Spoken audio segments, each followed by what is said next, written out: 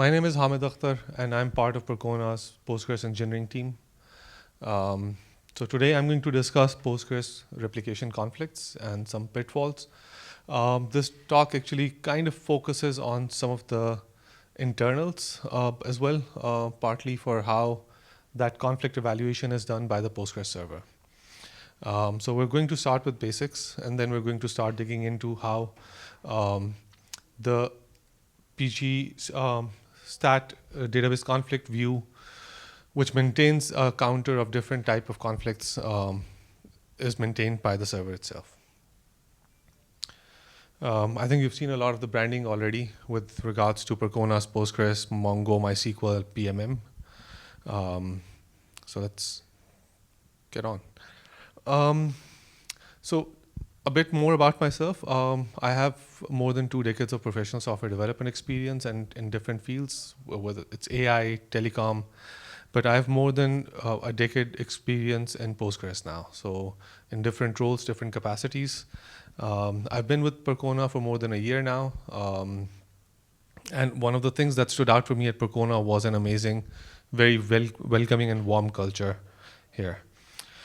Prior to Percona, I was with Enterprise DB and Hygo, both of which are Postgres-related companies. And at Enterprise DB, one of the core focuses of my team was to deliver the Postgres official one-click installers, which you might have used in the past for Linux and Windows or OS X now. And at times, we were working closely with Devrim Kunduz for the RPM side of things in the Postgres community as well.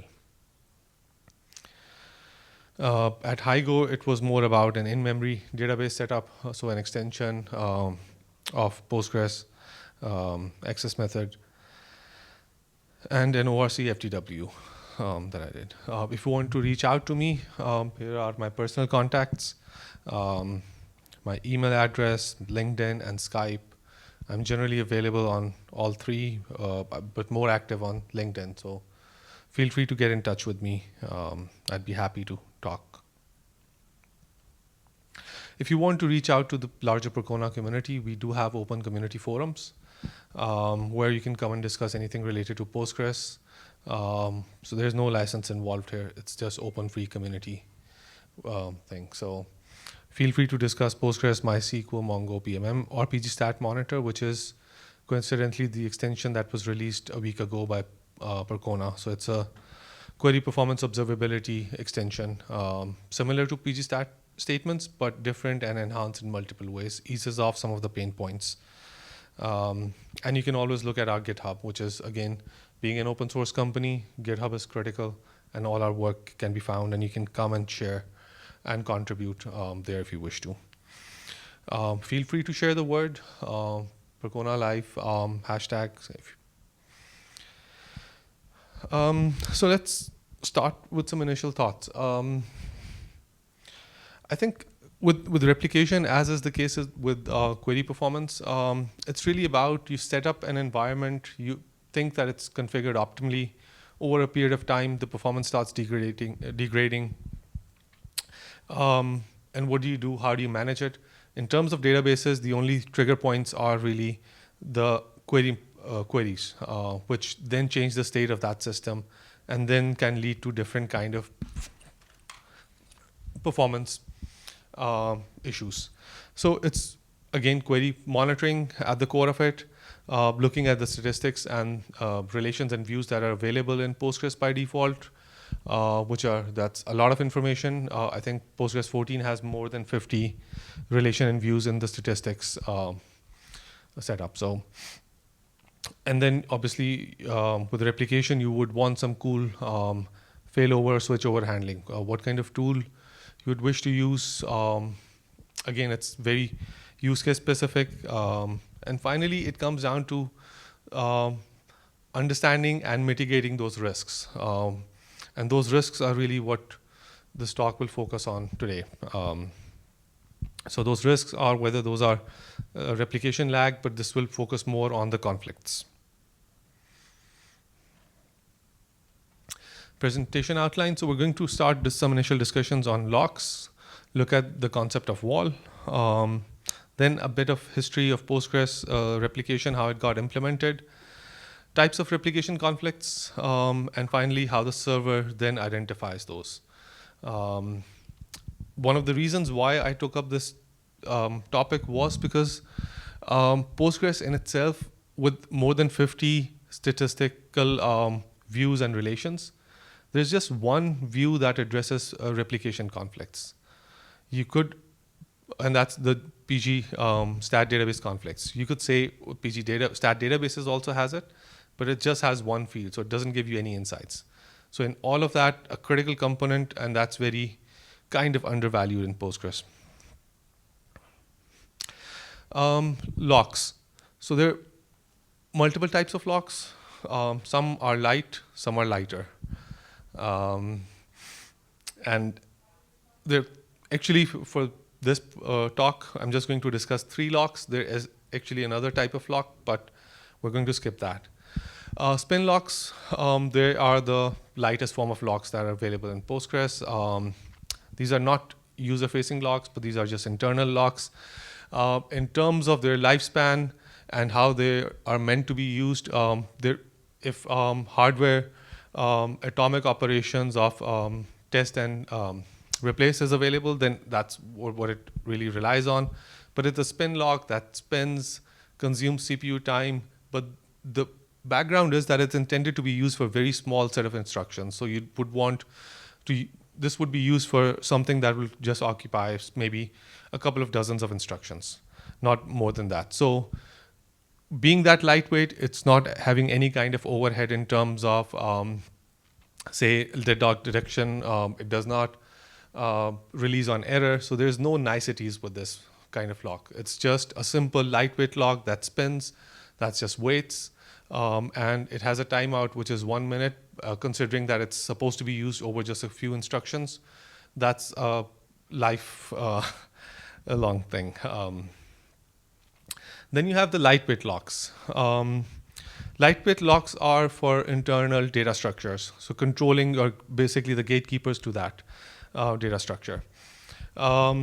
They allow read-write access, they allow shared access to the data structure, so they're basically controlling the internal structures. What you cannot do with them is not allow a process to error out and still hold that lock, because you want to access that buffer. You want to access that data in memory. Since there are different types of locks and it's not like an exclusivity on this lock, hence it's basically automatic release on error as part of this LW lock. So ELOG error would basically release this log. Again, no deadlock detection, not meant to be. It's small, and you wouldn't want that overhead to be there. So it basically relies on SysV semaphore when there's a wait involved, and the wait is then managed by granting the locks in the arrival order. So no priority queue there. Finally, and more relevant to this talk, are the regular locks, the heavyweight locks. These are as heavy as you can get. They're for table or even for user specific initiated locks. So they have deadlock detection. They're basically attached to a resource manager as well. We'll see why that's important and why that can lead to some other issues in replication as well. But these are heavyweights. They occupy a lot of, basically they consume a lot of CPU. They have a lot of processing involved. It's just lines and lines of code that handles locks in different forms and ways. Write ahead logs, wall. I was hoping that I could get a wall headbang GIF in there, but I couldn't find one that had an open commercial license, free license. Replication is about playing catch up, and that's where the wall comes in. So replication is all about the primary server and the standbys catching up with the primary server. Wall was actually introduced in 7.1 back in 2001. One of the reasons why this was implemented was to prevent data loss. Previously, the processes were just actually writing on the disk directly. So this was one way of logging and maintaining what was being done on the data. So you record the actions, you record the changes, and that's what really builds up the wall record. It ensures the D, which is the durability and ACID compliance, and that's also obviously very important. Version 9.6 and below, this was called PG-XLog, and a number of users simply wanted to remove all the log files that they could find in the data directory, which obviously did not help, did not leave the system in a clean, runnable state then. So this was changed to PG-Wall in version 10 and beyond. So you will obviously come across a lot of data structures internally that may refer to XLogs, but it's now been changed.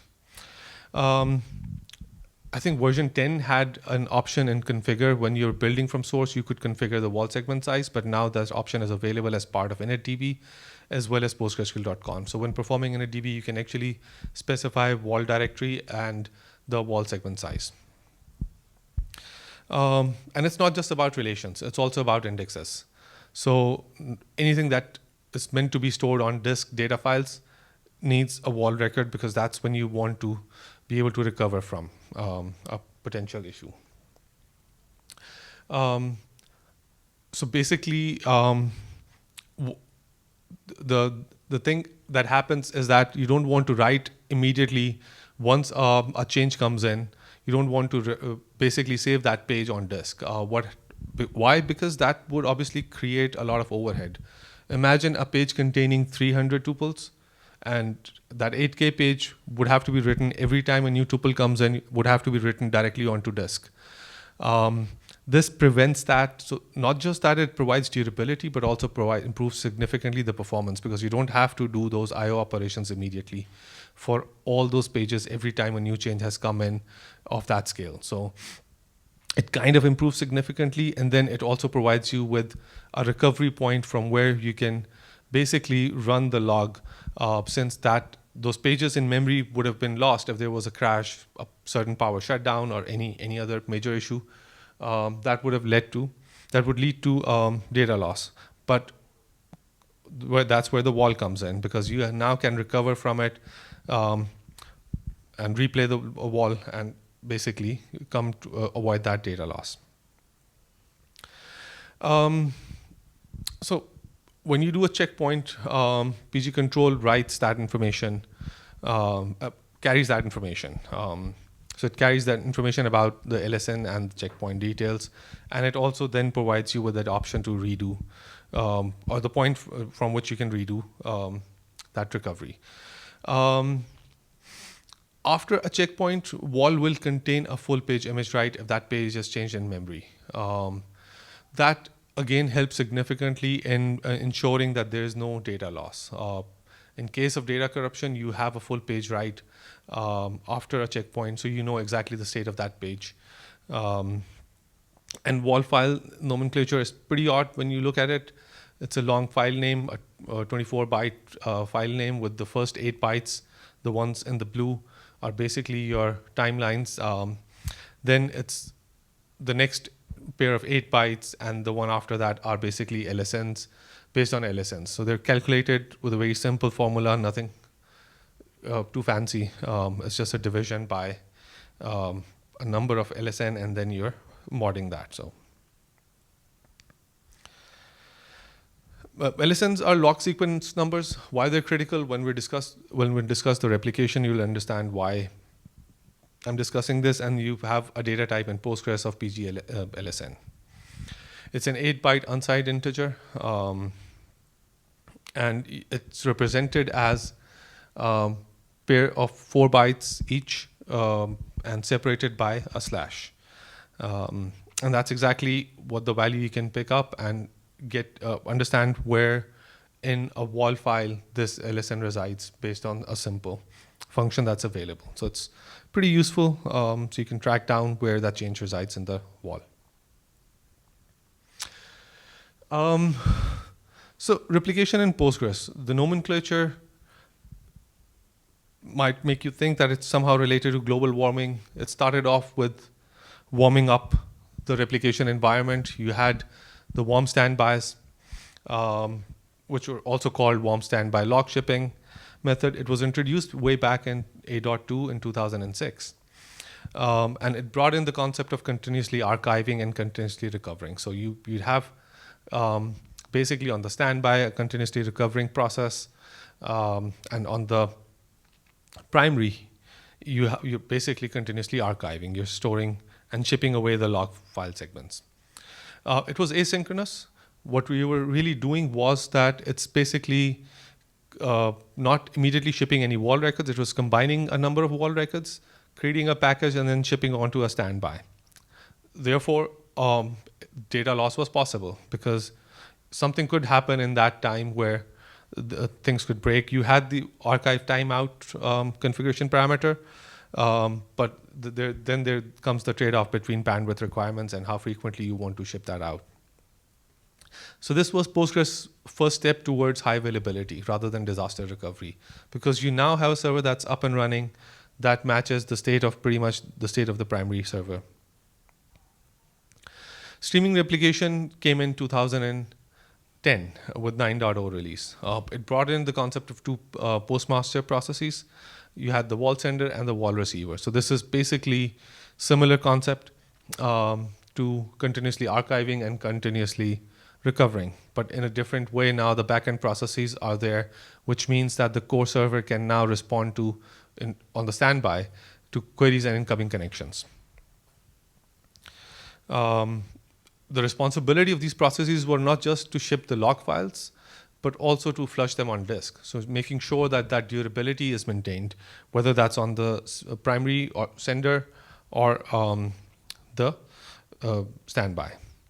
And this is where the first couple of functions in terms of monitoring replication came in, with receive location and a replay location. But the challenge remained. It was still an asynchronous replication method, and data loss was still possible. But that problem was immediately addressed with 9.1, with streaming replication coming in and making it a synchronous process. And it effectively, strictly guaranteed the data integrity. And that was like when you can rely on data to be identical on the standby as well as the primary. There were new configuration parameters added, not a lot of internal structural changes, but you could have, say, the option of turning off synchronous replication, synchronous commits on standby. You could on the primary by turning off that synchronous method in a transaction block at the start. So you could turn off and not make it wait if you had if that could slow down things. With synchronous, obviously, you don't want to heavily depend on something and cause a bottleneck in the entire system and have a failure because of that. So the concept of quorum, the priorities, and then it being evaluated in context of active and connected standbys were also came in as part of that. I'm not going to dig in further, but I thought these concepts were important before we look at other aspects. Decoding wall for replication was introduced in 9.4, and there are other changes that have been coming in since. Replication catalogs and configurations. So basically, the three relevant views for this talk. One we have on the primary server, which is the pgstat replication. It contains one row per wall sender process. The wall sender process, or that row or that piece of information, is very similar to pgstat activity. It essentially provides you with the connection information. It provides you with the state, where pgstat activity tells you about the transaction times. Here it tells you about LSNs, and it also tells you about the intervals, the delay intervals. So it's very similar in terms of understanding how a standby in particular is catching up with the primary server. So you have for the standby, you have write, flush, and replay LSNs and intervals. So giving you an exact scenario of how, in terms of network, how far behind that standby is, but also in terms of implementing that or running that wall. So you can understand from those. The additional piece of information that it tells us about the primary is the sent LSN. So that's the other piece of information it provides. pgstat wall receiver tells us or gives us the same piece of information, but it gives us in a very standby context. It has just one row, so it just has one wall receiver, and it can only have one. And what it tells us about is the connection string with the primary server, but it does obfuscate any security-related fields. So it's not exposing any passwords or any other critical information. It tells you about replication slot that it might be using. It also tells you about similar statistics. And finally, the only view in Postgres that tells us about replication conflicts is PG stat database conflicts. It's a very small, simple view. It has one row per database, and it tells us why certain queries were canceled. So it doesn't really tell us about the actual conflicts, but it tells us about when an abort or a cancellation has occurred because of a conflict. Not a lot of fields. It has dat ID, dat name, so just identification of the database, and then it has 5 big ints that are basically counters of different type of conflicts. PGStat database also has one field of conflict, but that's just one counter. Nothing, no insights, no other information. It's just an accumulation. The other thing is that this information is ephemeral. So if you restart your server, the standby, this information goes away. So there's no persistence here in terms of having that information.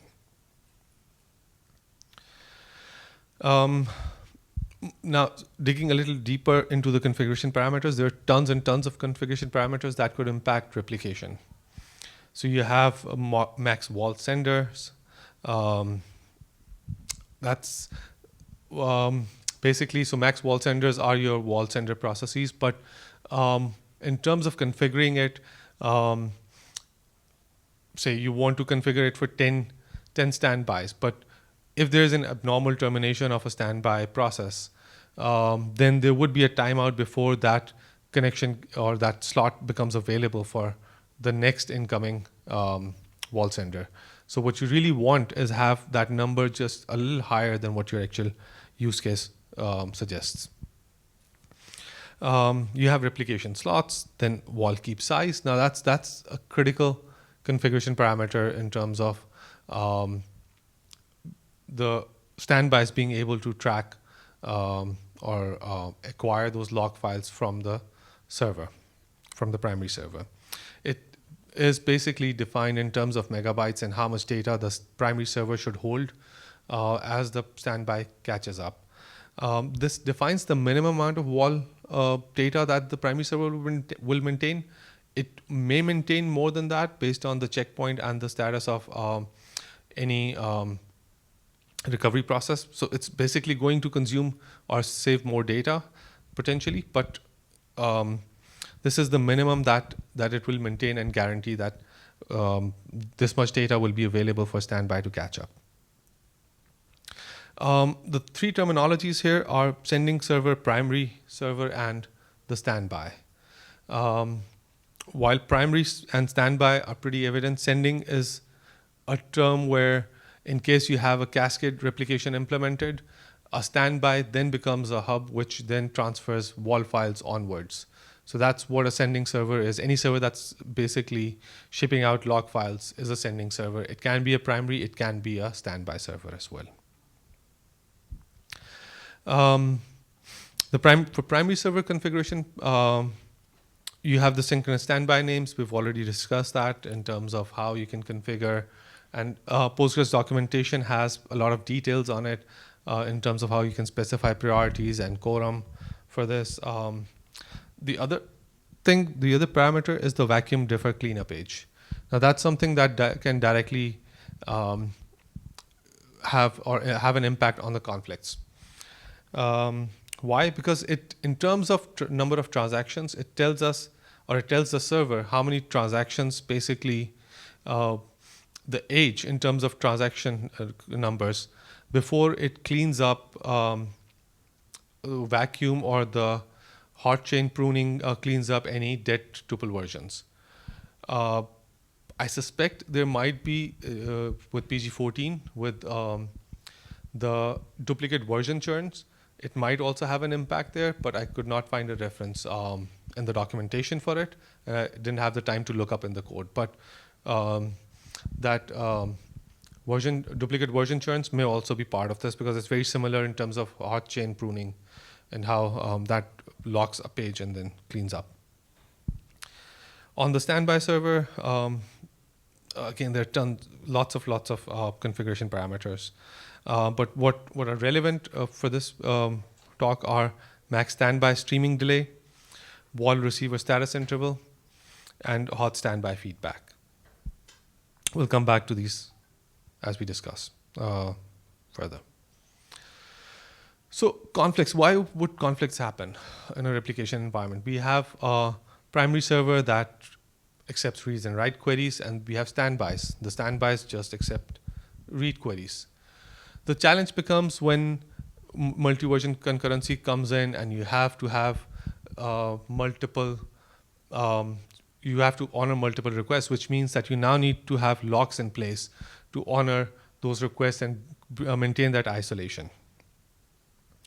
And conflicts only happen on the standby server, so it's not related to the primary server. No conflicts happen because, again, the MVCC takes care of all of that and manages those conflicts. So it's when you have a higher priority backend process that needs to implement some changes, and then there are other user processes which are holding back those locks, is when the conflicts happen. So you have a higher priority process on the standby. Why these could happen? Well, the transactions or the long-running queries, as always, are the usual suspects. So one of the surveys I did internally in Percona and discussed with DBAs as to how many of them have experienced replication issues. More than half, and this actually, if I was to add some weightage to those 55.6% who said yes, they had a lot more experience, and some of the ones have never, people who've said no, a couple of them have not even worked with replication. But the point being that it's a significantly large number in terms of how they've experienced or come across replication conflicts. Type of replication issues faced. Well, you can see from this graph, I'll just stay quiet for a minute, but you have replication lag, loss of wall files, you have problems with replication slots, logical replication conflicts, tablespace conflicts, lock conflicts, snapshot conflicts, buffer pin conflicts, deadlock conflicts, slot missing after failover issues. Well, replication slot missing after failover, I don't think that's a surprise for anyone. That's not a feature that's been implemented yet. But other than that, well, loss of wall files, that's a potential configuration issue. But then there are conflicts. The conflicts are something that can be avoided because those are with a better insight, with a better knowledge of how the server identifies those conflicts and then reacts to those conflicts. You can potentially work and configure server optimally to basically avoid those conflicts then. But looking at these numbers, 60% have experienced issues with logs and snapshots.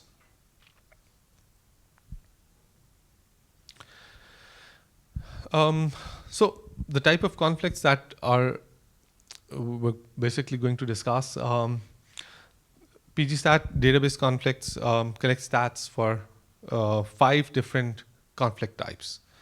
There's tablespace.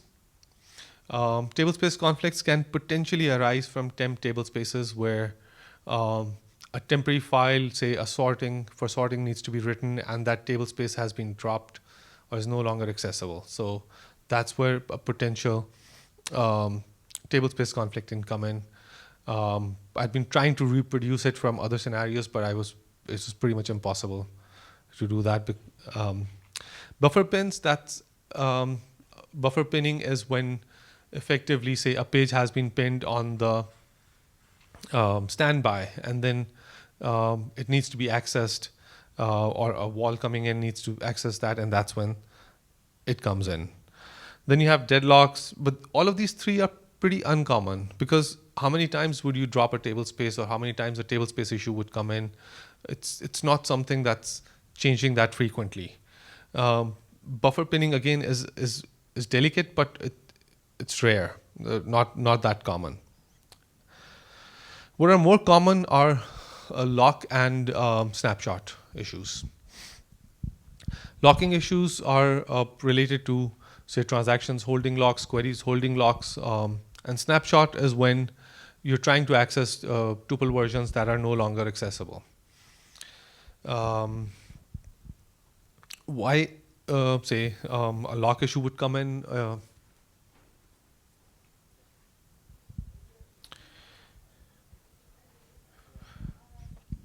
So,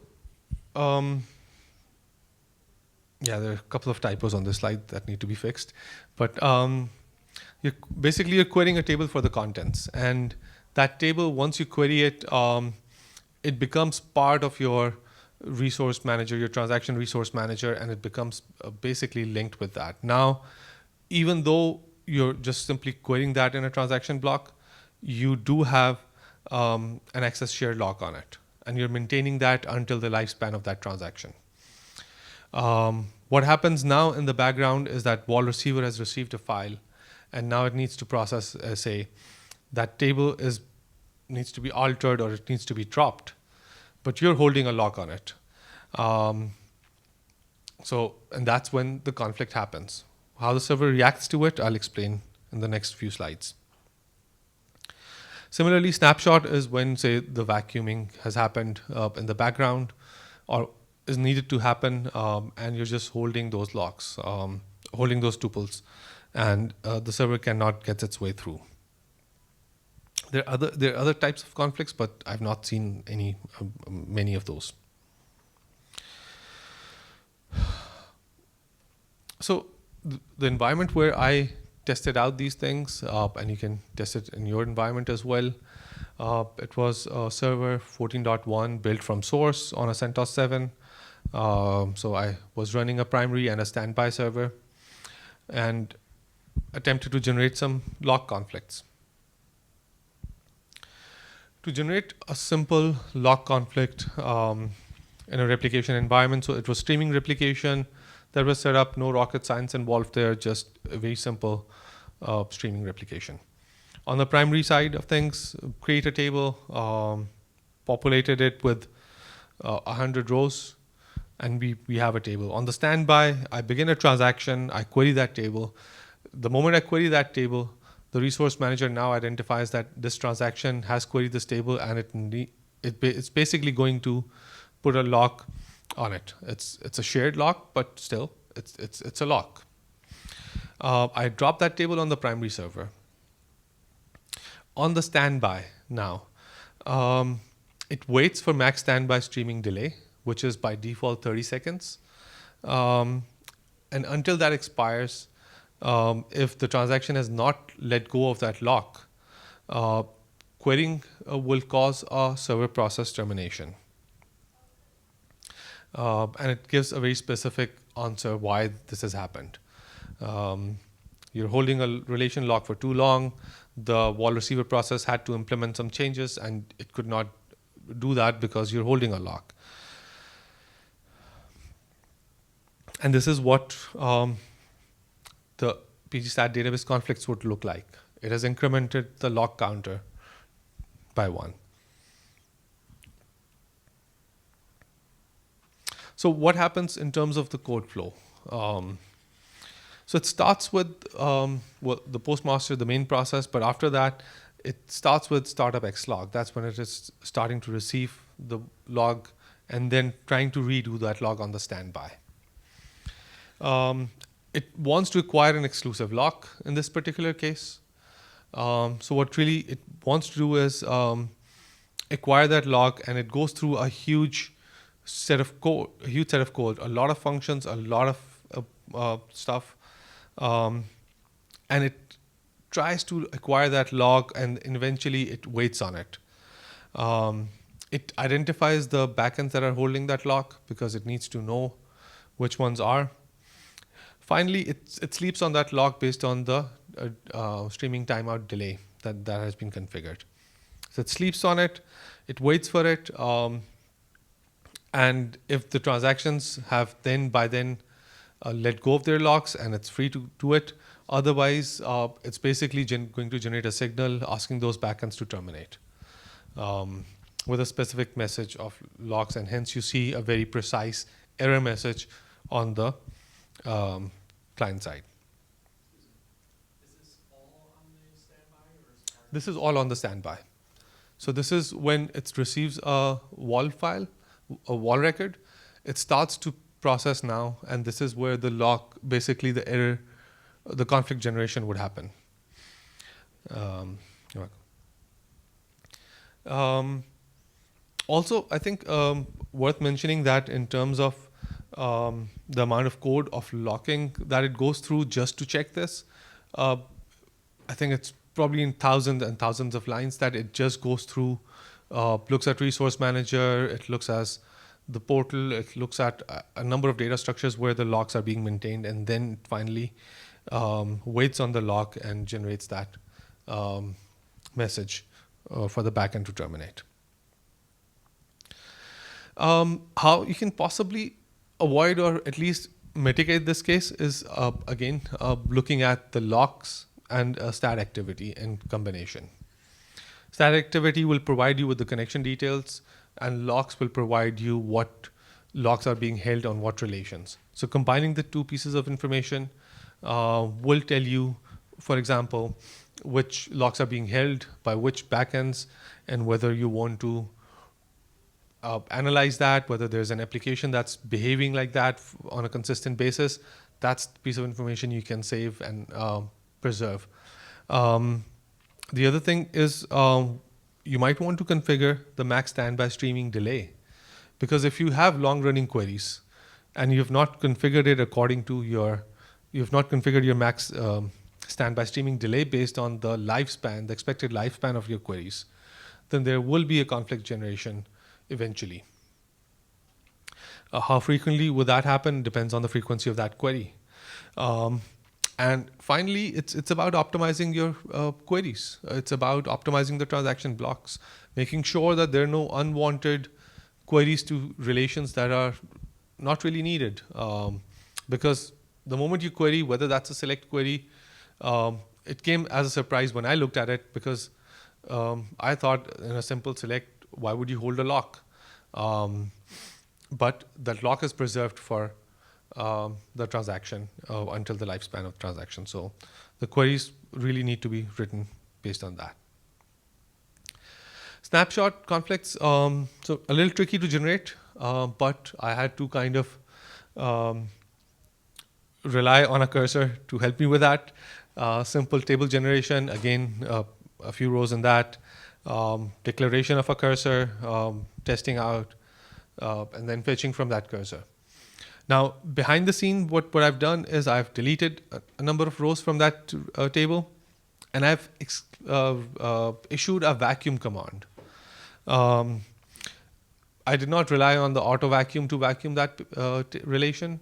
So manual issuance of that command would mean that the conflict would happen pretty much immediately. The vacuum delay that can be configured otherwise would not trigger in this particular case. So manual vacuuming will enforce immediate conflict in this particular case, because my cursor would want to fetch new rows now, and the connection would get terminated again with a snapshot conflict immediately. And again, the error message is very explicit. It tells you about row versions being removed. And the good old friend pgstat database conflicts has incremented the counter. Question, 2 slides back, optimize queries, right? This one, sorry? 1.4. Yeah, here, so in Postgres, can you use something like read it, commit it to avoid, You for like drop table, it's still going to hold a, like MySQL No, no, no, no. Postgres does not allow read uncommitted isolation level. So the default is read committed. It does not allow dirty reads. So there's really nothing you can do besides terminate the back end or make the back end faster. Yeah, yeah. There's, Even for like a roadblock, something like that. yeah, yeah. I mean, nothing you can do other than just. Except adjust the stream to like. Yeah, yeah. Except just that. Yeah. Nothing else you can do. If you have cursors that are open, you have transactions, or yeah, I mean, if you have applications that are, or client that's planning on fetching rows and it's not fetching the entire set, then obviously you'll run into. Can I see two backends? Sorry, I did that question. This one? No, forward. Sorry. The vacuum, is that a good idea? The vacuum connection to delete? Well, this was in this particular case. I was trying to generate the conflict, but the vacuum will happen. You have trigger points for the vacuum which are configurable, but the vacuum will happen, and you may, depending on depending on your workload, basically. But I'm wondering if it's a good idea to like kick it off manually after maybe you delete like a bunch of data. Well, if you know the state of the standby, then yes. But if you know, for example, there are queries running on the standby, and you run it immediately, then in this particular case, it's not going to honor any timeout delays or allow the standby to close those or end those queries. It's just going to cause that conflict immediately, which will terminate those backends. And basically, if you do that manually, you're taking away that flexibility away. So if you don't do it manually, let's say right away, don't you have the chance for some sort of a conflict later? Well, so later, perhaps, but it also allows you a bit of time window based on your delay configuration. It also allows that time window to take place and let those transactions finish and wrap up their work before they start cleaning up. Because you do have, in terms of, say, what you really want the standby to be able to do is not give wrong data, right? So you've not caught up with that, but at that point in time, you still have those pretty valid snapshots, which are basically going to return that data. What will happen is, yes, the data will not be up to date, but it still be valid in terms of the state of that data at that point in time in the timeline. So if you just let it go and don't do the vacuum yourself manually, somehow you'll avoid this type of snapshot. Well, if your delay is not configured optimally, it will occur.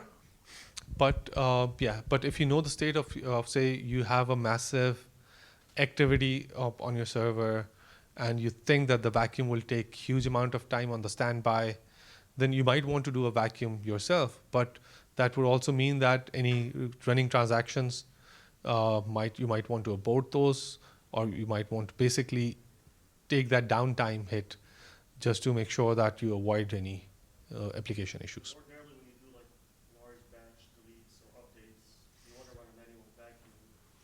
And particularly when you have a standby, you want to kind of time it so you don't get these conflicts. So when you trigger a manual vacuum, you're actually coordinating that work with the read workload on the replica.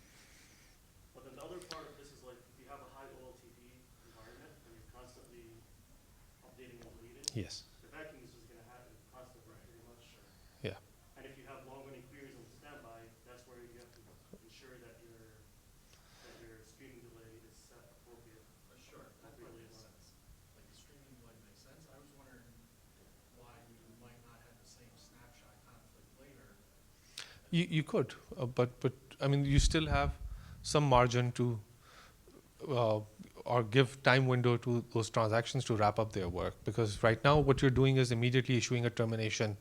If they're busy, The problem, I'm sorry, so the problem's going to be an open transaction at the time. yes, I see. yes.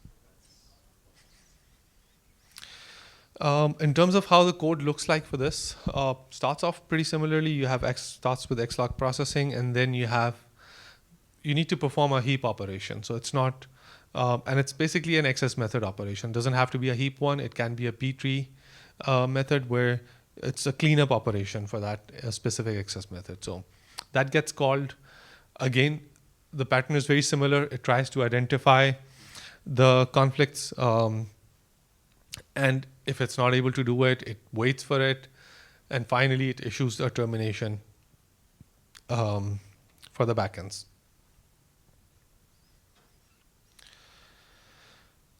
So vacuum differ cleanup page, not honored in case of manual vacuum. You have hot standby feedback. Now that's another nice one to have to know, and this eliminates query cancellations for cleanup operations. And it also works with, if you have cascade replication implemented, it does work with that, because that cascading then mechanism also channelizes that feedback to the primary from one standby to another standby, which simply passes on that feedback. I think some closing thoughts. Well, it's all about Postgres with all the configuration parameters that it offers. It's all about configuring it for your workload.